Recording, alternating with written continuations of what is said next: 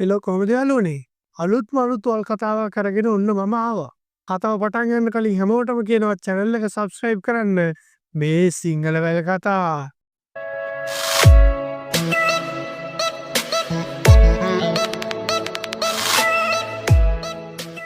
මුලින්ම මං ගැන විස්තර ටිකක් කියන්නම්කෝ. මගේ වයස අවුරුදු 19යි. ඒ කියන්නේ මම A level කළේ මේ ළඟදී. මම ඉගෙන ගත්තේ කොළඹ ප්‍රසිද්ධ පෙළේ පිරිමි ඉස්කෝලේක. මට මේ වෙද්දි කෙල්ලෙක් ඉන්නවා. මගේ කෙල්ල ඉගෙන ගත්තේ කොළඹ තවත් ප්‍රසිද්ධ බාලිකා පාසලක. අපි දෙන්න යාළු වෙලා දැන් අවුරුදු එකහමාරක් විතර වෙනවා. මගේ නම මලික්.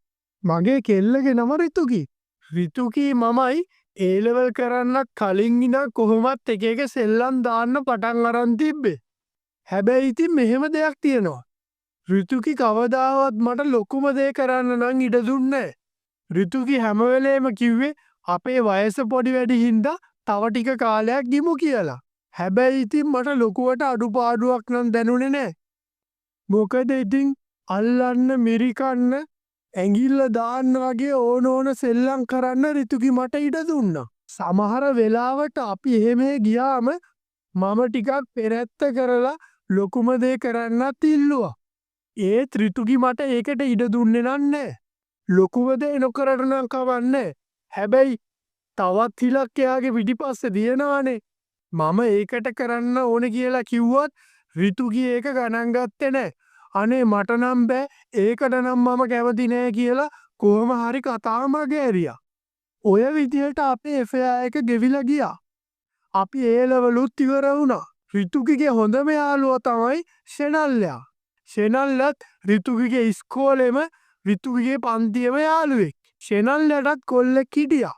ෂෙනල්යාගේ කොල්ලත් ඉගෙන ගත්තේ තවත් කොළඹ ප්‍රසිද්ධ පාසලක. අපි 4 දෙනාම එකම වයසේ හින්දා සමහර වෙලාවට එකතු වෙලා පාඩම් කරනවා, එකතු වෙලා ට්‍රිප් යනවා. මේ වගේ හොඳ සුහදකමක් තිබ්බා. හැබැයි මට රිතුකි කියලා තිබ්බේ ෂෙනල්යයි එයාගේ බෝයිෆ්‍රෙන්ඩුයි සෑහෙන්න දේවල් කරනවා කියලා. එයාලා මොන දේ කරත් රිතුකි නම් මට ඒ chance එක දුන්නේ නැහැ. මගේ ඉස්කෝලේ අනිත් යාළුවොත් මට වැඩිය සෑහෙන්න ඇඩ්වාන්ස් දේවල් කරා. මම විතරක් හැමදාම උඩින් අතපත ගානවයි කුක්කු බොනවයි විතරයි. A level ඉවර වෙලා අපි මයින්ඩ් එක රිලැක්ස් වෙන්නත් එක්ක නුවරඑළිය යන් කියලා ට්‍රිප් එකක් දාගත්තා. ට්‍රිප් එක යන්න දාගත්තේ කපල් දෙක. ෂෙනල්ලයි යාගේ බෝයිෆ්‍රෙන්ඩුයි ලොකු සෙල්ලම් දැම්මත් අපි කාමර දෙකක නම් නැවතුනේ නෑ. මොකද ඉතින් එහෙම නැවතුනොත් යාළුවෝ ඔක්කොමත් ඒ ගැන දැනගන්න හින්දා අපි ලොකු ෆැමිලි රූම් එකක හිටියේ. ඒ ෆැමිලි රූම් එකේ ලොකු ඩබල් බෙඩ් දෙකකුත් තිබුණා.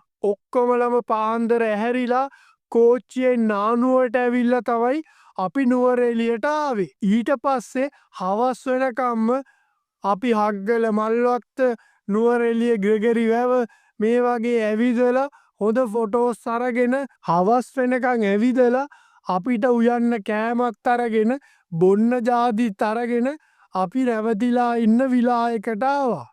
ඒකේ චෙෆ් කෙනෙක් ඉන්නවා. අපි අරන් එන කෑම හදලා දීලා එයා 8ට විතර යනවලු. අපි ඉතින් සොසේජස්, චිකන්, බිත්තර මේ වගේ ಜಾති 2-3ක් බයිට් හදන්නත් අරගෙන ගියා.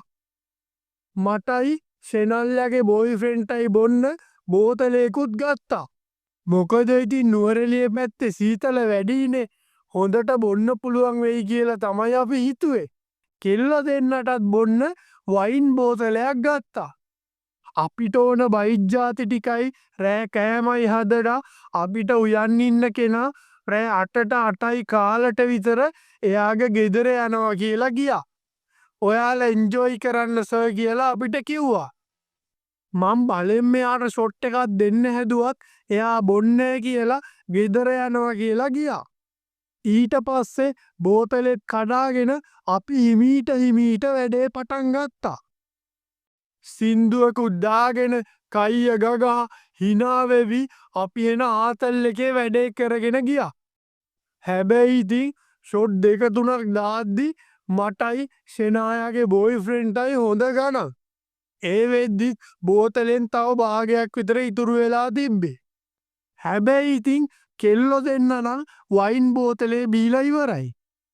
කොළඹ ඉස්කෝලක කෙල්ලෙක් වුණාට මගේ ගර්ල්ෆ්‍රෙන්ඩ් රිතුකිනා ටිකක් සාම්ප්‍රදායික කෙල්ලෙක්. මොකද එයා ජීවිතේ පළවෙනි වතාවට තමයි එදා බිව්වේ. එයාට හොඳටම මත් වෙලා ඉන්නවා කියලා නම් මට තේරුණා.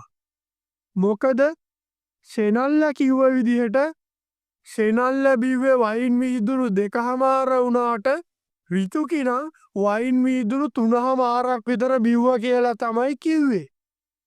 4 දෙනාම හොඳටම මත් වෙලා ඔහොම hina වෙවි ඉන්න ආස්සේ දන්නේම නැතුව රිතුකිට නිින්ද ගියා.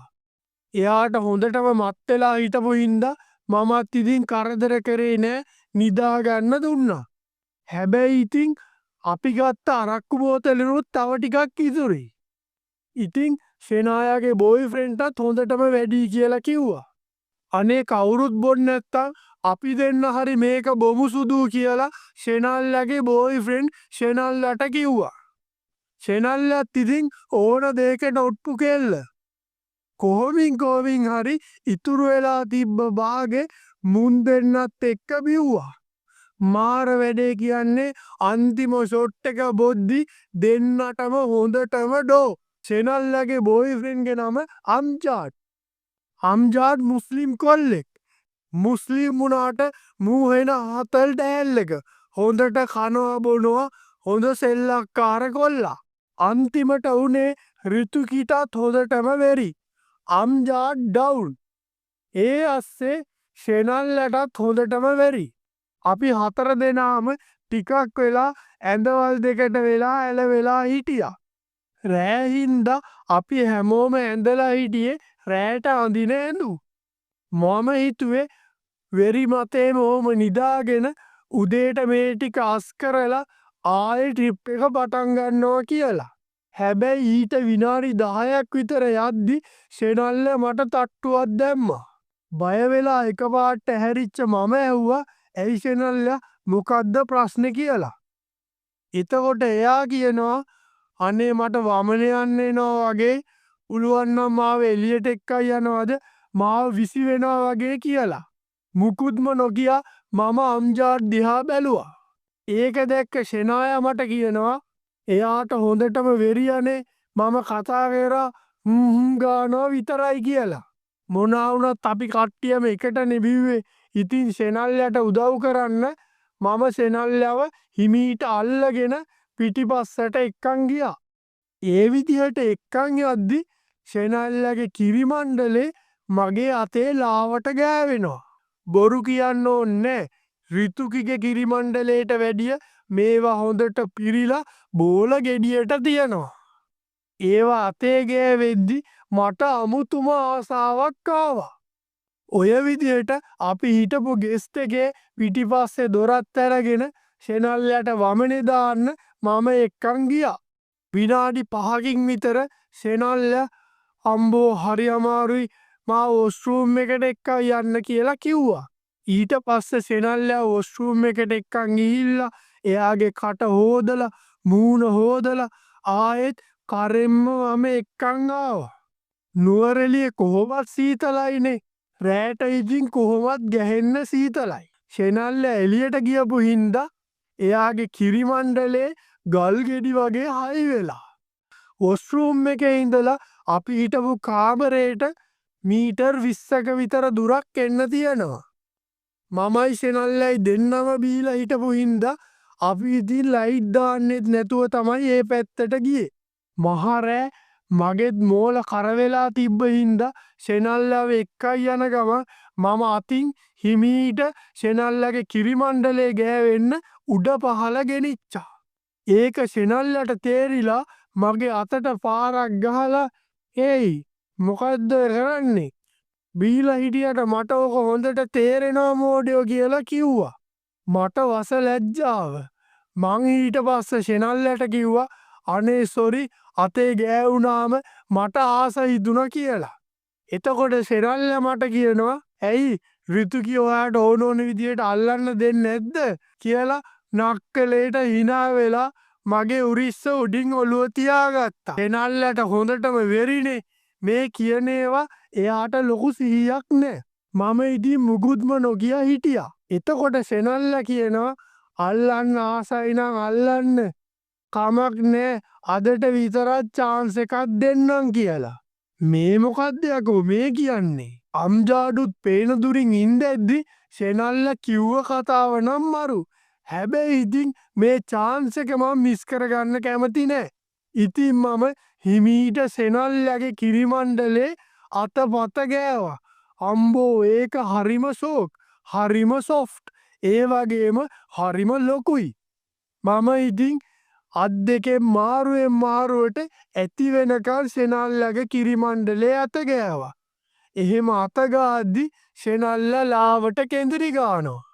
ඒ අස්සේ සෙනල්ල මගේ කලිසම අස්සට අත දාලා මගේ යගදා වල්ලලා මොකද මේ අම්බෝ මෙයාගේ විසේ කියලා මගේ මල්ලි බබාට තට්ටුවක් දැම්මා. මොනා වුණත් රිතුකි මගේ මල්ලි වල්ලන්නත් හරි බයයි. එයා ආසයි. ඒත් මගේ මල්ලි වල්ලලා මාව ඕනෝට වැඩිය ෆෝම් වෙනවට එයා කැමති නෑ. මොනවා වුණත් රිතුකි මගේ මල්ලි වල්ලනවට වඩා සනීපෙට සෙනල්ල මගේ මල්ලි වැල්ලුවා. වෙනදට මාව ෆෝම් වෙනවට වඩා ෆෝම් විල්ලක් එදා නම් ෆෝම් වුණා. ඒ මොකද දන්නවද? සීතල වෙලාවක බීලත් හිටපු හින්දා මගේ හැඟීම් හොඳටම ඇවිස්සුණා. මම ඉතින් පැනපු ගමන් සෙනල්ලගේ තොල් දෙක සූප්පු කරගෙන ගියා. සෙනල්ලත් මාව බදාගෙන මගේ ඇඟේ ඇතිල්ලි බිත්තියට හේතු වෙලා මාව ඉඹගෙන ගියා. ඊට පස්සේ මොකද්ද වුනේ කියලා මම ඊළඟ කතාවෙන් කියන්නම්. channel එක subscribe කරලා තියාගන්න. මේ සිංහල වැල් කතා